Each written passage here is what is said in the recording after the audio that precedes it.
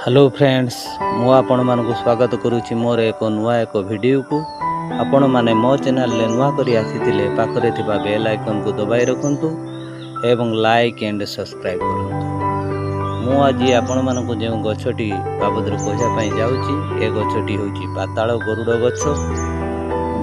एहा को मध्य लोक सर्पगंधा नाम रे मध्य एहा को जानि थांती। को चिन्हबार उपाय है देखु यार केते सब लाल एवं एमतीका फल सब आसी यार औषधीय गुण है हाई ब्लड प्रेशर को कंट्रोल करें चर्म रोग व्यवहार करा जाए। वास्तुशास्त्र अनुसार यही गछटी को घर घर पाखरे लगाइले साप एवं अन्यान्य विषाक्त कीट माने घर भीतर को प्रवेश करती नहीं।